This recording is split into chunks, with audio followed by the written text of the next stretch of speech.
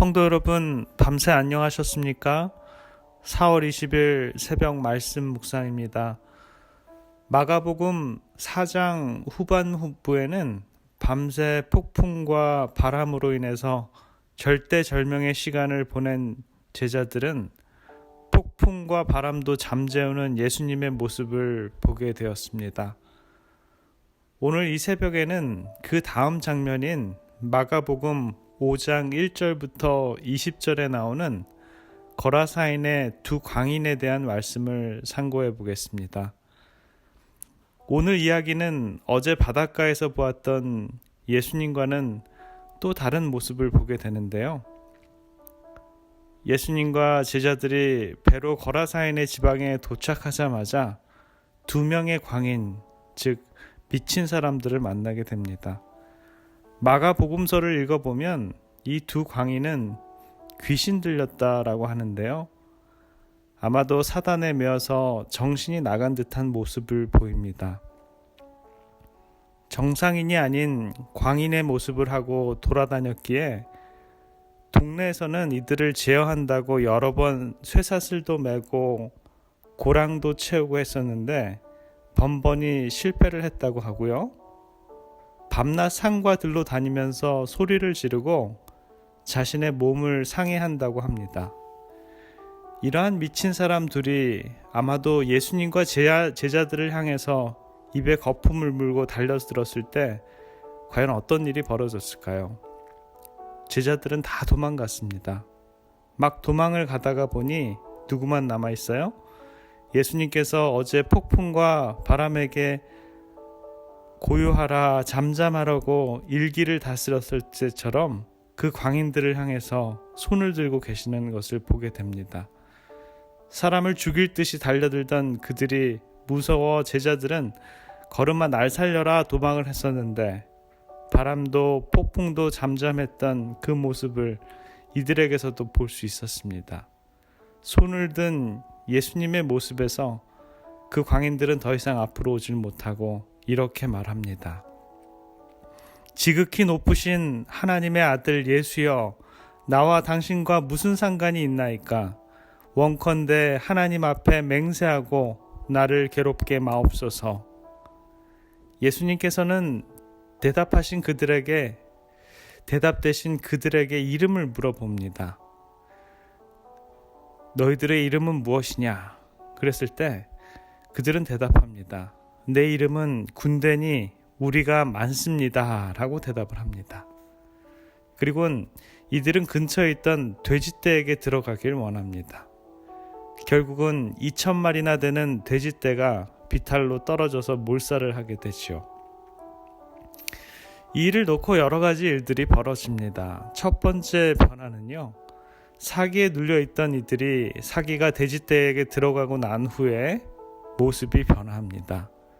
시대의 소망 338페이지에 보면 이들의 모습의 변화에 대해서 묘사해 놓은 것이 있는데요. 빛이 그들의 마음을 비췄다. 그들의 눈은 지성적인 광채를 발하였다. 매우 오랫동안 사단의 형상으로 일그러졌던 용모가 갑자기 온화해지고 피 묻은 손은 조용해졌으며 그들은 즐거운 음성으로 자신들을 구원해 주신 하나님을 찬양하였다. 광인이었던 사람들에게 사기가 물러가고 나니 이제 정말 평범한 사람들이 되어서 하나님께 영광과 찬송을 드리는 그런 모습입니다. 어떻습니까? 하나님께서 기뻐하시는 그런 모습 아닙니까? 그런데요, 그 광경을 바라보고 있던 사람들의 반응은 어땠을까요? 예수님께 제발 떠나달라고 부탁을 합니다. 왜 그랬을까요? 그들은 사단의 포로들이 구원받는 것보다 2,000마리나 되는 돼지를 잃는 경제적인 손실이 훨씬 더 중요한 일이었겠죠. 시대의 소망 같은 페이지에 보면 이렇게 표현을 합니다. 그들은 세상의 사물에 골몰하여 영적 생애의 큰 관심사를 돌아보지 않았다. 예수께서는 저들이 당신의 은혜를 받을 수 있도록 이기적 무관심의 마력을 깨트리기를 원하셨다. 그러나 그들은 세속적인 손실로 말미암아 앞갖고 성이 나서 구주의 자비하심에 눈을 감아버렸다 그랬습니다. 그들은 세속적인 불안과 손해 때문에 결국에는 메시아를 거절하고 있는 것입니다. 그리고 결국에는 성경에 이렇게 나와 있습니다. 제발 우리들을 떠나 주십시오 라고요. 저와 여러분들은 어떻습니까? 신앙생활을 하다 보면 이익이 되는 일도 있고 손해가 되는 일도 있습니다. 오늘 이 거라사인의 두 강인의 모습을 통해서 우리들에게 아주 큰 질문을 던지고 있습니다. 때때로 믿음에 순종한다고 하면서도 세속적인 이익을 희생해야 하는 일들 때문에 말씀에 순종하기를 거절할 때가 있지 않습니까?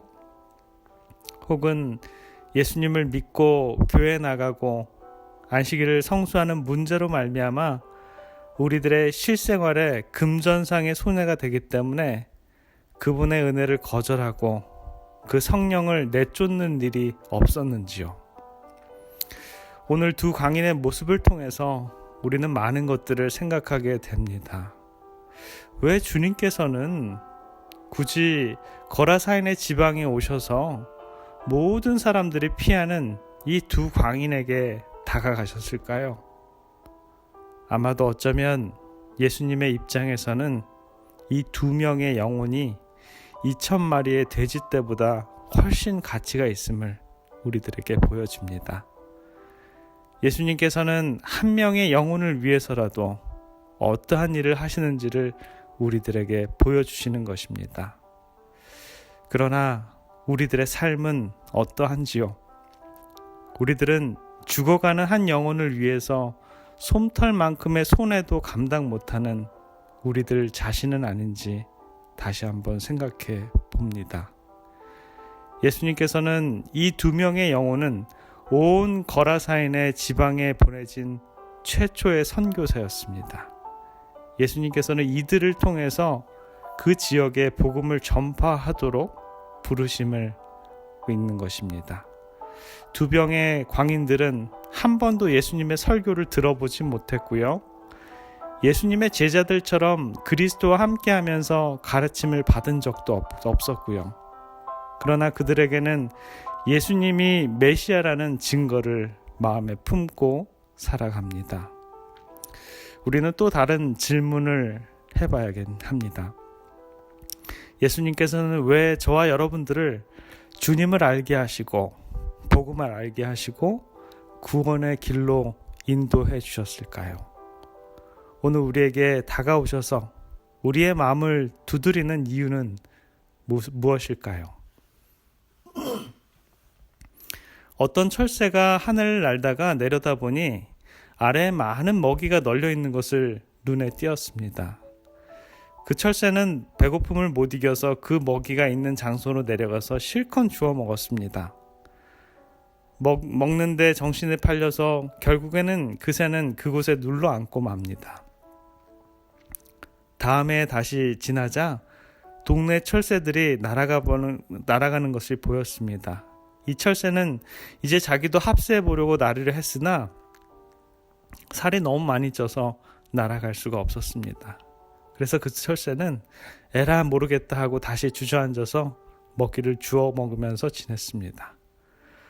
또다시 1년을 지나서 동료 철새들이 고향으로 날아가는 소리가 들립니다. 그는 다시 시도해 보았지만 전번에 반도 못 오르고 주저앉았습니다.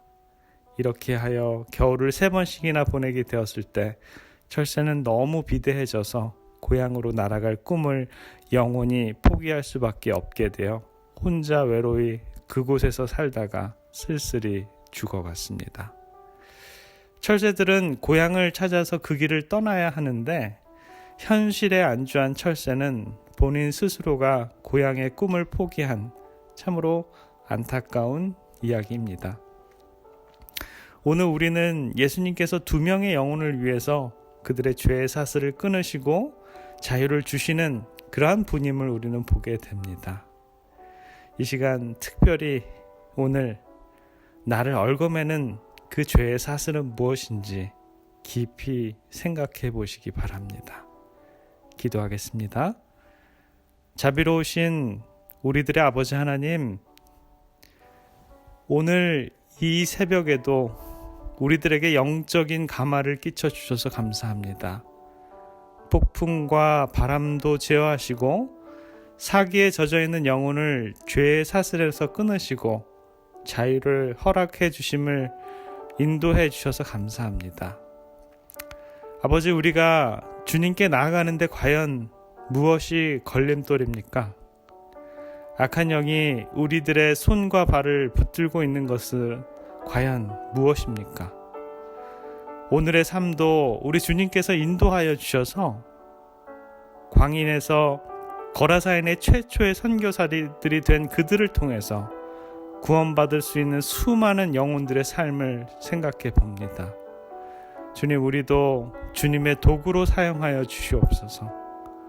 오늘 하루의 삶 속에서 주님께서 영혼을 사랑하여 주셔서 돼지 2,000마리보다도 더 귀한 영혼을 구원하는 마음으로 저희들의 마음도 예수님처럼 영혼을 사랑하는 우리 모든 주님의 백성들 될 수 있도록 주님 인도하여 주시옵기를 사랑의 예수 그리스도 이름으로 간절히 기도드립니다.